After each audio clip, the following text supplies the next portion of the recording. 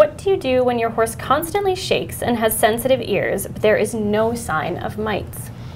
I have a quote here from one of my favorite veterinarians. His name is Dr. Kent Allen. You're one of my favorite veterinarians, Oh, just so you know. so nice.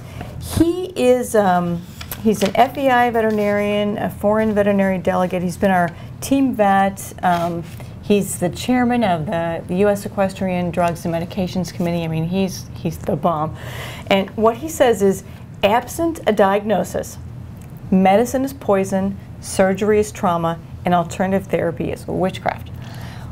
The point is, get a diagnosis. What this person describes could be so many things. It could be oral plaques in the ears, and I think we've talked about that. It could be a teeth problem. It could be a sinus, a guttural pouch. It could not even be anything with the head. It could be a tack issue, all sorts of things. So you've got to get the vet out and you've got to get a diagnosis.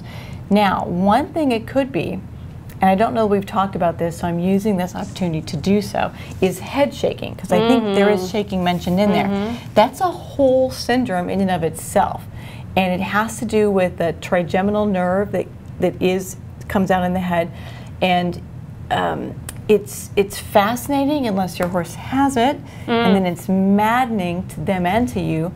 And one of the things that people use for this is why we have all these masks out here. This is called a nose net, because horses that head shake, they think it feels like a buzzing, a tingle, an electric shock almost, and it can be stimulated by light, by wind, by bugs.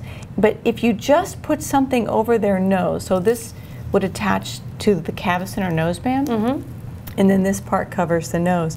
And it's sort of like when you put your finger under your nose to sneeze. Yeah, so they feel like just touching their nose gives them some relief. So that's what I use. I use that when I ride, because of course he has it.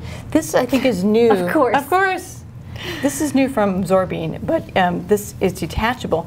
But it covers the eyes and the ears and the nose completely. So when you're out in the pasture and your horse is a head shaker, then this provides a lot of comfort. The one I have is this brand.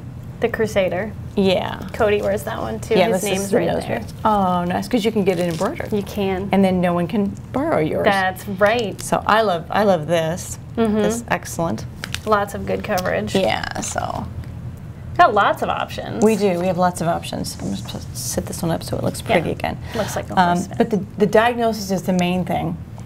And then based on what it is, then you look at, now what do I do? Because if obviously if it's a teeth problem, you know, then you have the mouth worked on. If it's oral plaques, you may or may not have options. If it's head shaking, then figuring out what stimulates or triggers your horse, and then it's sort of a, how much can you cope?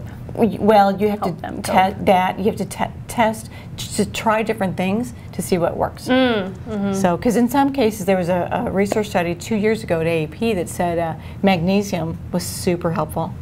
It was the most of like anything, and then when it was combined with melatonin, then it even was better. There isn't really a drug for head shaking yet. There's a lot of research on it, but if that's something your horse has, we do have articles and information about that. Oh yeah, we got lots of stuff. We got lots of stuff.